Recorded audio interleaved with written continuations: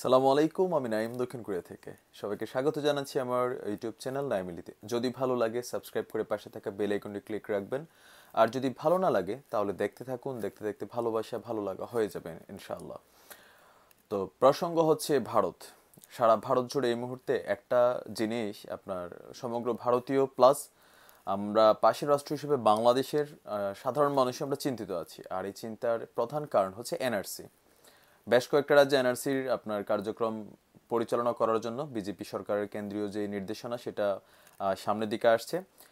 তো তারই ধারাবাহিকতায় আপনার পশ্চিমবঙ্গে মানে আমাদের কলকাতা সহ আরও কিছু শহর আছে যেগুলো, তো পশ্চিমবঙ্গে আপনার বিজেপির এই এনআরসি কার্যক্রম আপনার অ্যাক্টিভেট করার জন্য প্রক্রিয়া চলছে। সূত্র হচ্ছে বিবিসি বাংলার। তো সেই সূত্র থেকে যেটা বলা হয়েছে, আপনার কিছুদিন আগে পশ্চিমবঙ্গে আপনার বিজেপির যেই সভাপতি এবং কেন্দ্রীয় মনে হয় বড় মিনিস্টার তিনি, তার নাম হচ্ছে অমিত শাহ। তো তিনি আপনার কলকাতায় এসে এনআরসি কার্যক্রম সম্পর্কে একটা আভাস ইঙ্গিত দিয়েছেন। ইভেন আপনার কলকাতাতে অনুপ্রবেশকারী বা শরণার্থী হিসেবে যেসব হিন্দু ভাইরা আছেন বাংলাদেশ থেকে বা অন্যান্য দেশ থেকে যারা বিভিন্ন সময় গিয়েছেন, তো তাদের ব্যাপারে তিনি বলেছেন যে তাদেরকে নাগরিকত্ব দেওয়ার পরে এনআরসি কার্যক্রম চালানো হবে, হিন্দুদের জন্য কোনো ভয় নাই। আমি এই পয়েন্টটাই নোট করছি। সেকেন্ড আর একটা পয়েন্ট হচ্ছে তো এই বক্তব্যের পরে আপনার কলকাতা বা পশ্চিমবঙ্গে বসবাসকারী যেসব শরণার্থীরা আছে বা অনুপ্রবেশকারীরা আছে তাদের মধ্যে একটা চিন্তা ভাবনা, নানান দুশ্চিন্তা দেখা দিয়েছে। ইভেন আপনার অনেকের মধ্যে এটাও হচ্ছে যে আসামে আপনার সামান্য ছোটোখাটো নামের একটা অক্ষর, একটা স্পেলিং মিস্টেকের কারণে আপনার অনেক নাগরিকত্ব যাদের আছে তারাও কিন্তু নাগরিকত্ব থেকে বাদ পড়েছে। তো এটার ফলে আপনার দেখা গেছে যে নানা ধরনের ঝামেলাগুলো আসামে ক্রিয়েট হয়েছে। তো সেটাকে কেন্দ্র করে আপনার পশ্চিমবঙ্গে হিন্দু এবং মুসলিম যেই সংখ্যালঘু সম্প্রদায়গুলো আছে বা হিন্দুদের মধ্যে একটা সম্প্রদায় যাদের মধ্যে এই ধরনের টেনশন আছে যে এনআরসি হলে তাদের ঝামেলা হতে পারে, তারা আপনার হিন্দু মুসলিম মিলে একটা ঐক্যমঞ্চ করেছে। আপনারা নিশ্চয়ই অনেকে খবরটা দেখেছেন, আনন্দবাজারও এই খবরটা নাকি আসছে। তো আর বাংলাদেশের যুগান্তর অনলাইনে আপনি এই খবরটা ইচ্ছে করলে খুঁজে দেখতে পারেন। তো এখন আপনার এই যে ঐক্যমঞ্চ, এটার উদ্দেশ্য হচ্ছে এনআরসি ঠেকানো। পশ্চিমবঙ্গে যাতে এনআরসি না করা হয় সেক্ষেত্রে আপনার মুসলমানরা এবং হিন্দুরা মিলে একটা ঐক্যমঞ্চ করছে। তবে এখানে হিন্দুদের মধ্যে যে শ্রেণীটা এসেছে সেই শ্রেণীটা হচ্ছে আপনার কি বলে যে নমশূদ্র, তারপর হচ্ছে মতুয়া, আরেকটা হিন্দুদের শ্রেণী আছে। তো এই তিন শ্রেণীর হিন্দু। আর মুসলমানদের মধ্যে হচ্ছে যে আপনার যে সারা বাংলা যেই সংখ্যালঘু সম্প্রদায়, যুব যেই সংখ্যালঘু সম্প্রদায় আছে সেটার যিনি প্রধান একজন আহ্বায়ক, তার নাম হচ্ছেন কামরুজ্জামান। তো তিনি বিবিসি বাংলাকে এই রেফারেন্স দিয়েছেন যে হ্যাঁ, হিন্দু এবং যেই তিন শ্রেণীর হিন্দুদের কথা বলা হচ্ছে, নমিত মেবি, নমশূদ্র আর হচ্ছে মতুয়া, এই তিন শ্রেণীর হিন্দুরা আপনার বিজেপি নেতার এই কথায় আসলে তারা আস্থা পাচ্ছে না, যার কারণে তারা মুসলমানদের সাথে ঐক্যমঞ্চ গড়ে তুলেছে যে এনআরসি যাতে পশ্চিমবঙ্গে করা না হয়। তো আপনার মতুয়া সারা বাংলা যেই সম্প্রদায় আছে বা সংঘ আছে সেটার যিনি সভাপতি, তার নাম হচ্ছে সুকৃতি রঞ্জন দাস। তিনিও আপনার বিবিসি বাংলাকে বলেছেন যে 2003 সালে বেসিক্যালি আপনার একবার এই মনে হয় অনুপ্রবেশকারীদের নিয়ে একটা ঝামেলা হয়েছিল। তো সেই ঝামেলা থেকে আপনার ভারতের সংবিধানে মনে হয় এরকম একটা কিছু ইনক্লুড করা হয়েছিল যে যারা বিভিন্ন দেশ থেকে ঢুকেছে তাদেরকে অনুপ্রবেশকারী হিসেবে চিহ্নিত করা হয়েছিল, অনুপ্রবেশকারী। তো পরবর্তী সময়ে সংবিধানে নাগরিকত্ব আইনে পরিবর্তন এনে এই অনুপ্রবেশকারীদেরকে শরণার্থী হিসাবে চিহ্নিত করা হচ্ছে। তো এটার ব্যাপারে তারা ক্ষোভ জানিয়েছেন। আর তারা বলেছেন যে আপনার যদি এনআরসিতে নাগরিকত্বে যারা বাদ পড়বে তাদেরকে যেটা করতে হবে সেই প্রসেসিংটা সম্পর্কে তিনি বলেছেন যে ধরেন একজন হিন্দু যখন বাংলাদেশ থেকে গিয়েছে ভারতে, অনুপ্রবেশ করেছে, তো সেই ক্ষেত্রে তাকে সে যে বাংলাদেশের নাগরিক সেটার প্রমাণপত্র দিতে হবে। সেকেন্ড হচ্ছে যে বাংলাদেশ থেকে সে ধর্মীয় নিপীড়নের কারণে বা তার উপরে মানে প্রাণনাশের সম্ভাবনা আছে এইরকম যেই যুক্তিটা দেখে সে ভারতে প্রবেশ করেছে সেটার ডকুমেন্ট সাবমিট করতে হবে। তো এটা একদিকে ভালো, আমি মনে করি এটা খুব ভালো সিদ্ধান্ত করছে। কারণ অনেক হিন্দু ভাইরা আছেন বাংলাদেশ থেকে, আমি দেখেছি আমার বুঝের বয়সের পরে বিনা কারণে তারা চলে গিয়েছে। তো আমি জানি না তারা কিভাবে প্রমাণ করবে, কারণ কোনো পত্রিকা কোনো কিছুতে তারা এটা পাবে না যে তাদের উপরে হিন্দুদের উপর আক্রমণ হয়েছে। আপনারা জানেন মাঝখানে আমি আপনার যাদের দুর্গাপূজা চলছে, একটা বিশাল সম্প্রদায় হিন্দু ভাইদেরকে আপনাদেরকে দুর্গাপূজার শুভেচ্ছাও জানাচ্ছি।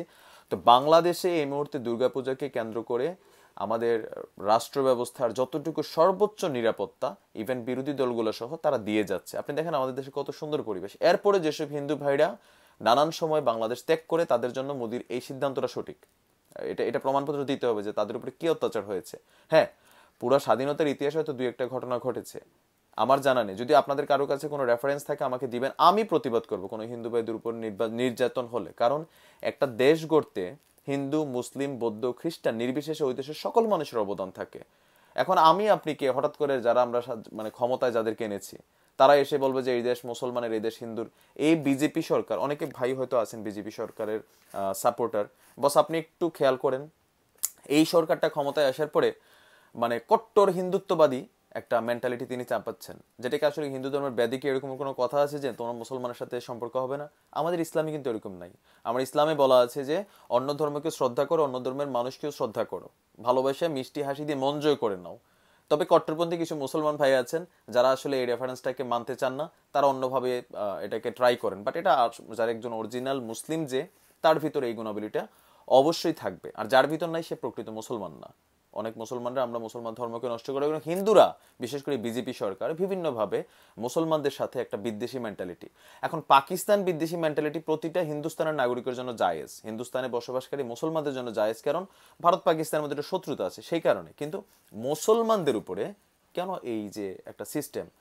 আর এই যে ঐক্যমঞ্চ যেটা হয়েছে সেটার ব্যাপারে যখন আপনার বিজেপির উদ্বাস্তু সেলের যিনি একজন প্রধান নেতা মোহিত রায় তিনি বলেছেন যে এই যে মঞ্চটা, এই মঞ্চটাতে মুসলমানদের সাথে হিন্দুরা যে মঞ্চটা করেছে, তিনি এখানে একটা পয়েন্ট নোট করেছেন। তিনি বলেছেন যে হিন্দুদের জন্য 2014 সালের 31শে ডিসেম্বর পর্যন্ত যত হিন্দুরা বিভিন্ন দেশ থেকে, হিন্দু, বৌদ্ধ, খ্রিস্টান, তারপর হচ্ছে আরো কি কয়েকটা জাতির কথা বলেছেন মুসলমান বাদ দিয়ে, যে তারা যারা অনুপ্রবেশ করেছে 2014 31 ডিসেম্বর পর্যন্ত তাদেরকে নাগরিকত্ব দেওয়া হবে।